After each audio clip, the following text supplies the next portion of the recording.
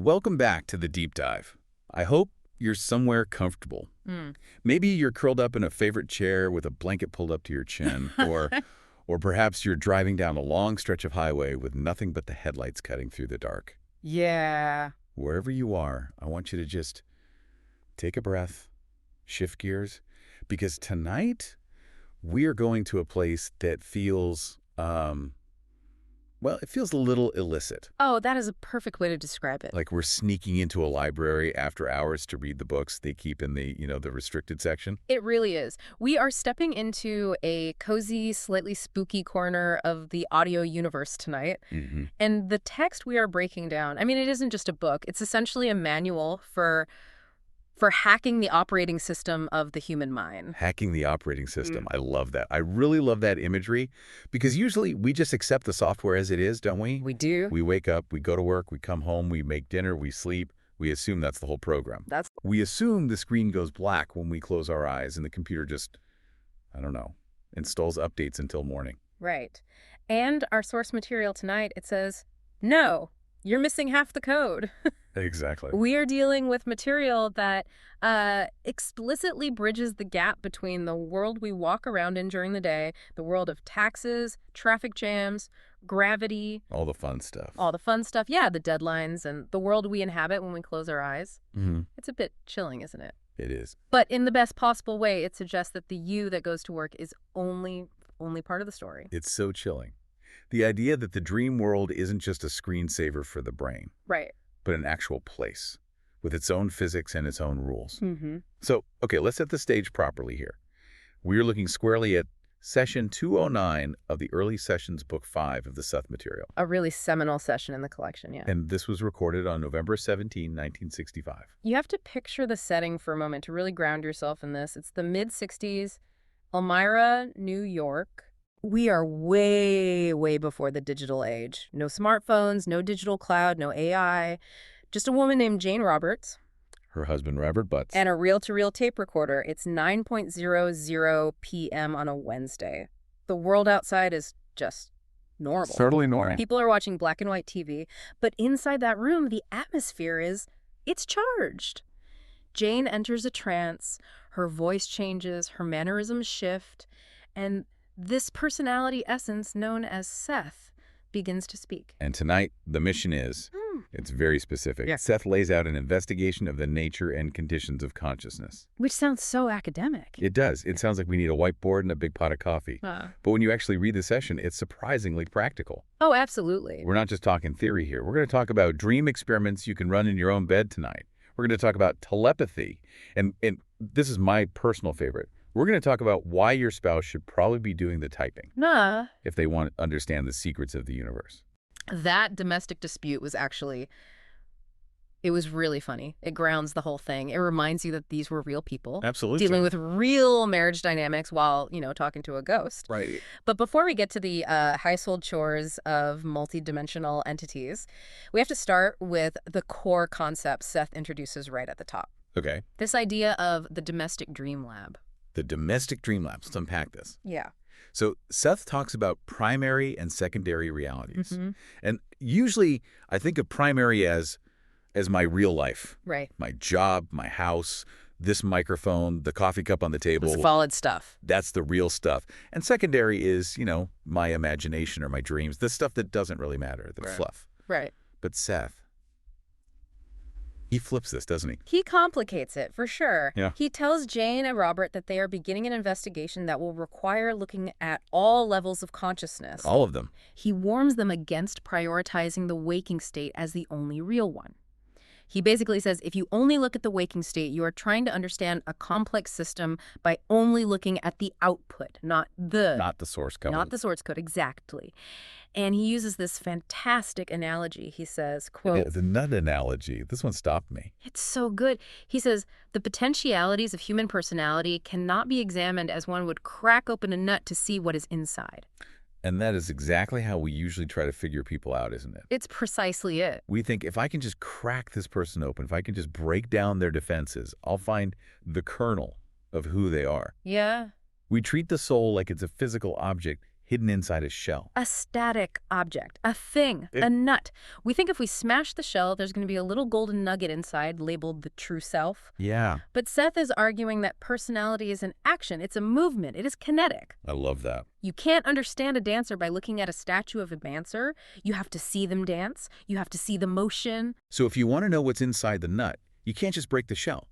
You have to watch the tree grow. You have to watch the action of the personality in motion. And for Seth, the dancing, the pure action of the personality happens just as much, if not more, in the dream state as it does in the waking state. I mean, think about it. In waking life, you are so constrained. You have to obey gravity. You have to be polite. You have to wear pants. You have to wear pants. Thank you. But in dreams, the personality it's fluid. It creates, it destroys, it flies, it shifts shape. Yeah. It isn't bound by the shell of physical rules. So if you ignore your dreams, you are ignoring the most active, the most uninhibited part of who you are. That is such a heavy concept. It means we're ignoring a third of our existence. Yeah, a huge chunk. We are judging the dancer only by how they sit in a chair, never by how they move across the stage. Yeah. So Seth decides it's time to stop ignoring it. He sets up the lab. The lab. And I love the logistics of this because it's so lo-fi. It's 1965, you have to remember. Right. He tells them, set up a tape recorder in the bedroom. And he advises using a very, very dim light. The goal is to train yourself to wake up from a dream, hit record, speak the dream, and go back to sleep, almost without fully waking up. He essentially wants them to automate the process like a reflex. Yes. He literally says, with training, you can do this in your sleep. He wants the transition between the dream state and the recording state to be seamless. Okay. He doesn't want the primary reality of the waking world to intrude too much. Because if you wake up fully, you turn on the bright lights, you look for a pen. You've lost it. You jolt yourself out of the state. He wants them to hover right on the threshold. It's the ultimate work-from-home setup, except you're working while you're unconscious. Ah, exactly. But here is where it gets really interesting and frankly kind of funny. Seth steps into the middle of a marital division of labor. This creates such a wonderful contrast. You have this profound esoteric wisdom about the nature of reality, and then suddenly... Household management? Household management, yeah. So, for the listener who might not know the dynamic, Ruburt, the husband, he's the scribe. He writes down the sessions in shorthand while Seth speaks through Jane.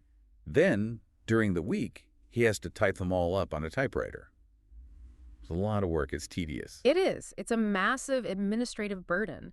And apparently, Jane, or Ruburt, as Seth calls her, was feeling a little guilty. Or maybe Robert was subtly grumbling about doing all the typing. We don't hear the argument, but... We hear the resolution. We hear the resolution. It feels like such a human moment. Honey, I'm channeling the secrets of the universe. Can you handle the typing? Right. So Seth issues a ruling.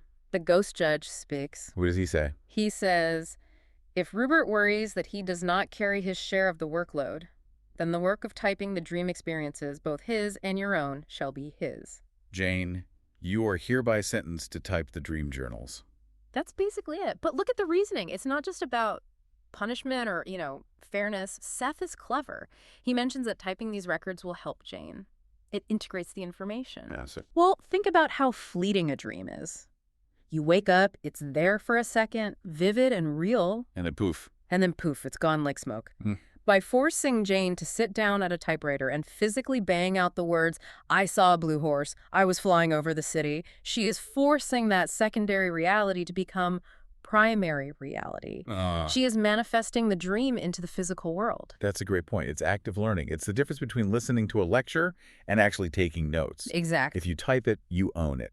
You are translating the language of the night into the language of the day. Exactly. And Seth emphasizes that these records must be, his words, immaculately kept.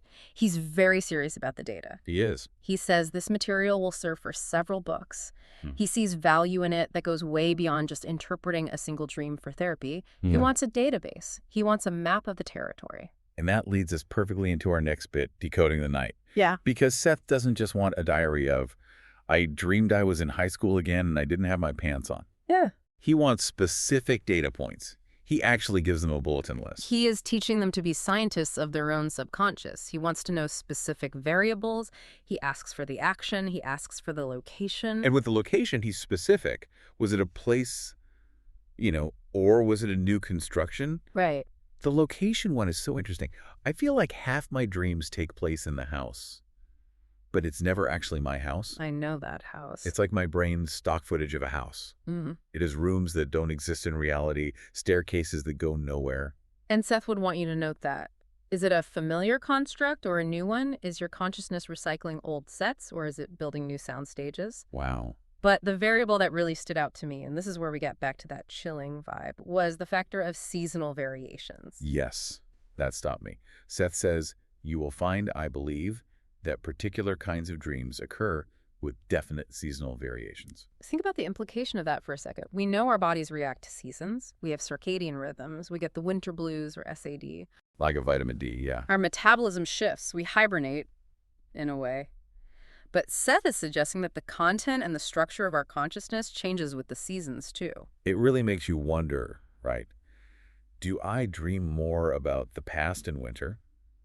Do my dreams get more chaotic or vibrant in the summer when the days are long? Mm-hmm. It's something I've never even thought to track. And you wouldn't notice it unless you had years of data, which is exactly what Seth is asking them to compile. He's looking for long-term cycles in the human psyche. Wow. Maybe our souls have seasons just like the trees do. Maybe we shed our leaves in November in the dream state, just like the maples do outside. That is a beautiful, if slightly spooky thought. It is. That my nightmares might be on a schedule. That the internal weather matches the external weather in ways we don't understand. Another data point he asks for is time perception. Right. Does time move in the dream? Is it static? Yep. And emotional content. But then he drops this concept of dream space. Yes. This is where my gamer brain turned on. Mine too. Tell me. Well, he talks about expanding the space. He asks, are you, for example, aware only of the specific location in which the activities happen, or are you aware of a further space extent? It sounds exactly like a video game. Yeah. You know how in a game the computer only renders the room you are standing in to save processing power? Mm-hmm. If you don't look around the corner, that hallway doesn't exist yet. It's just code. So Seth is telling them to try and consciously render the rest of the map while they are dreaming. That is a fantastic analogy. It's exactly that. It's like the fog of war in a strategy game. Seth says, you will learn to take a certain portion of purpose with you through suggestion so that you can attempt to enlarge the dream space. So he wants you to push the boundaries of the environment. Yes. Imagine doing that. You're in a dream, you're in a kitchen. Usually you just accept I am in a kitchen. You interact with the toaster or whatever. Right. But Seth wants you to think, wait, what's outside that window? Mm-hmm. And force your mind to build the street, the town, the horizon. You're literally expanding your consciousness. And the goal isn't just to have a cooler dream with better graphics. It's to exercise the inner ego. Yeah. He's trying to train that part of you that can observe and direct, even when the body is asleep. He's turning the dreamer from a passive audience member Into an active director. Yes. It requires so much presence of mind. Yeah. Usually in a dream, I'm just a victim of the plot. Me too. Oh no, bears! I'll stop and ask, I wonder what the geography of this bear forest is. Exactly. And that shift from victim of the plot to director of the scene is the beginning of the hacking we talked about, which is the perfect segue to how Seth talks about hypnosis. Because, man, does he flip the script on that, too. He really does. In 1965 and even today, we often think of hypnosis as a magician's trick. Mm-hmm. You know, a guy in a tuxedo swinging a watch. You are getting sleepy. Once snap my fingers, you will cluck like a chicken. That whole deal. It's about surrender. It's giving up control to the guy with the swinging watch. It's seen as a weakness of will. And Seth argues the opposite. He says the hypnotist isn't a magician, he's just a director. A director. And he defines the hypnotic state simply as a level of awareness where the personality is freewheeling. Freewheeling. That's such a great word for it. It feels loose, unencumbered. It implies motion, lack of friction. Mm-hmm. He says in this state, you are dissociated from physical reality. You aren't worried about the chair you're sitting in or the itch on your nose or the temperature of the room. And because you're dissociated from the body, you can focus entirely on interaction. Mm-hmm. And here's where we get to the split action. This concept, this blew my mind a little bit. Okay. Seth says with training, you don't need the hypnotist. You don't need the guy in the tuxedo. You can use your own inner ego as the director. Yes. This is the advanced technique. Mm. He describes a state where one portion of the self, the inner ego, stays alert and acts as the guide, Mm. while the rest of the self travels through these different states of consciousness. So it's like, okay, let's use another analogy. Imagine you're exploring a deep cave, or maybe deep sea diving. Okay. Usually when we dream, we are just falling down the hole and hoping for the best. We are diving without a tether. Right. But Seth is saying, no, leave one guy at the top with the rope. The inner ego is the guy with the rope. That's a very apt metaphor. Yeah. The guy with the rope, the inner ego stays anchored. Yeah. He lets you explore, but he pulls you back, and more importantly, he helps you remember what you found. That's the key. Without the split action, without that anchor, you wake up with just a vague feeling, I think I was happy, or maybe scared. With the anchor, you wake up with data. And Seth connects this directly to identity, he says. For your identity is dependent upon primary reality. And remember, he's challenging what primary reality even is. This is the philosophical core. Path is saying. If you can leave your body, travel through a dream, explore a different reality, and still maintain yourself, Still be you. then your identity isn't your body. Your identity isn't your brain. Your identity is the action of your consciousness. It's empowering, but also a little terrifying. It means I am not the thing in the mirror. I am the thing that is looking. I am the observer, not the object. Exactly. And that thing that is looking can apparently do some very playful things. Which brings us to the telepathy experiments. Yes. Okay, so Seth isn't all work and no play. He suggests an experiment for Jane and Robert to try with their friends. It feels like a teenage sleepover prank, but on a cosmic level. It really does. He suggests that once a week, before sleeping, you write down a message and a name. And you suggest to yourself that you will send that message to that person in the dream state. That sounds like a standard ESP test. I'm thinking of a shape. Is it a star? Yeah. But then Seth points out the glitch in the system, the human filter. Right. He warns that even if you successfully send the message, say, blue elephant, The receiver's brain might distort it. They might dream of a gray circus or a blue car or a political party. Their own symbols get in the way. they take your raw data and put their own Instagram filter on it. That's a great way to put it. So the signal is clean, but the translation is messy. Exactly. So Seth and I swear the ghost has a sense of humor. He suggests a workaround. Oh, this part. He says, for this reason in order, maybe in order, if you will forgive my pun. Oh, no. He did it. It's a total dad joke. From the other side. Yeah. It's actually reassuring to know that puns exist in the afterlife. It is. But the logic behind it is sound. He suggests sending a command, like, come and see me Thursday afternoon. Why does a command work better than a symbol? Is it just because we're programmed to obey? I think so. Essentially, yes. The ego, even the dreaming ego, is conditioned to respond to direct address and authority. Right. A symbol is open to interpretation. It's art. A command, like do this, is an instruction. It cuts through the noise. It's harder for the subconscious to disguise it as something else. So if you want to telepathically text your friend, don't send an emoji. Send a calendar invite. Be there. Be there. It utilizes the structure of language and authority to bypass the symbolic fog of the dream state. It's a hack. This social engineering for the astral plane. I love that. It's so practical. But now we have to get to the part of the session that really, really gave me the chills. Okay. The Dr. In-Stream test. This is a remarkable section. For context, this is a remote viewing test. Seth, speaking through Jane in Elmira, New York, is describing what a man named Dr. Instrode is doing at that exact moment. And In-Stream is presumably miles and miles away. And Seth isn't being vague. He's not doing the fortune teller thing of, I sense he is contemplating life. He is worried about money. No. He is listing details like a detective examining a crime scene. So let's look at the data points. He starts with the room.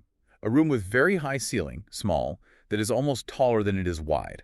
That's a unique room. That's not a standard suburban bedroom. No. That sounds like a study in an old house or a specific library nook. Then the object Dr. Instream is holding.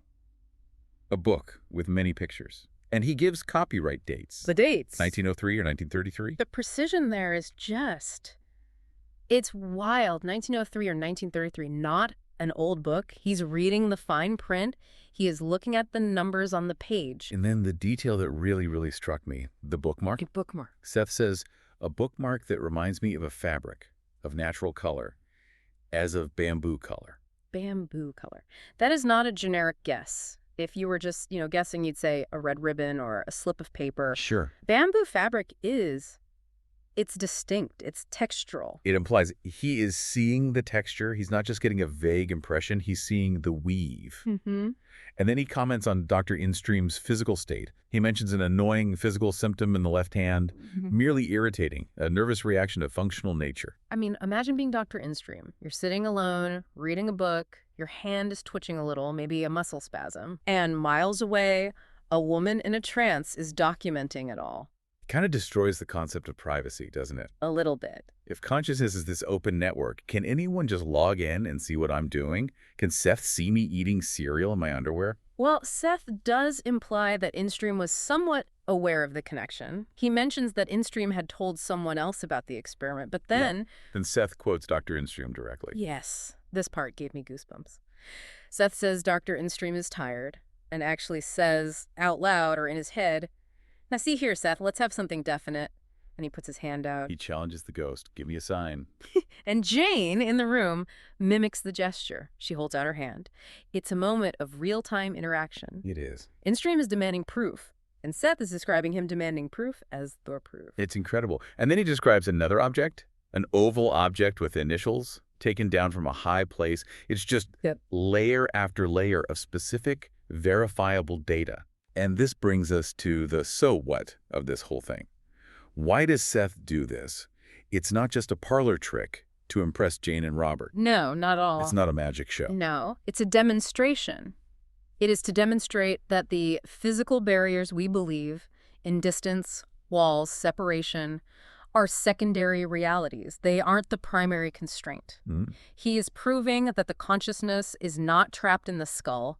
It is non-local. We are locked in a room, but our minds have the key. We just don't know how to turn it. We are staring at the walls thinking they are solid, while Seth is walking right through them. Exactly.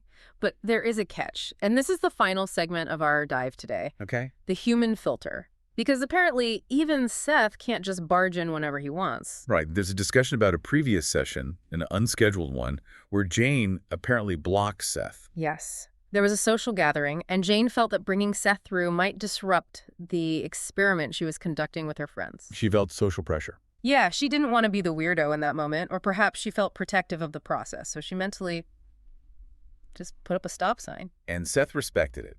He says, "In no way do I ever attempt to influence Rubert's subconscious mind." This is so crucial. It shows that this isn't possession, it's cooperation. It's a partnership. Right. But Seth explains why it works this way. He says, "I do not see you as a rule as a series of separate compartments, but rather more in your entirety." Entireties. I like that word. It's great. We tend to think, oh, my subconscious is this dark basement I can't control, but Seth sees the conscious and subconscious as one big thing. And he says that often our subconscious intent drives the car. So even if I say I want to work out today, if my subconscious says, "No, we are tired," the subconscious wins. The subconscious wins. And Seth is saying he responds to the whole package. Precisely. He mentions that the unscheduled session happened because, subconsciously, both Jane and Robert wanted it, even if they hadn't planned it. It's a lesson in alignment. To be a conscious co-creator, you have to get your conscious desires and your subconscious intent on the same page. You can't be fighting yourself. That feels like the ultimate takeaway here. Yeah. Whether it's dreaming, typing transcripts, or doing telepathy experiments, it's about integration. It's about becoming whole. It's about breaking down the walls between the primary and secondary realities so you can live in the whole house, not just one room. We are training to be fully aware across the entire spectrum of our existence, not just the 9-to-5 part. So as we wrap up this deep dive into session 209, I'm left with this thought. We spend a third of our lives asleep. Yeah. If Seth is right, that's not downtime. That's lab time. And we are leaving so much data on the table. Every night is an opportunity to explore the operating system. Every night we log off, we could be logging in somewhere else. So here's my final provocative thought for you listening. Tonight, when you go to bed, try it. Don't just pass out. Give yourself a suggestion. Yeah. Tell yourself, I will wake up and remember. Maybe put a notebook by the bed. Or even better, try to look out the window in your dream. See if you can render the rest of the map. See if you can find the edge of the simulation. Yeah. Who knows what you'll find? Maybe a bamboo bookmark. Maybe a purple rabbit.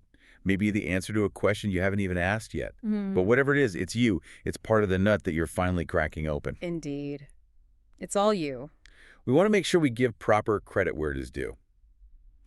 This deep dive was based on the Seth material, specifically Session 209 from the Early Sessions Book 5, published by the New Awareness Network. This material is vast and incredibly detailed. We've only scratched the surface today. We strongly encourage you to study the Seth material books yourself. You can find them and visit the New Awareness Network website and bookstore at sethcenter.com/the early sessions. Go check it out. It's worth the read.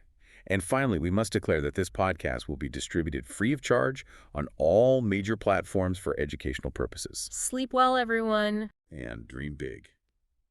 Good night.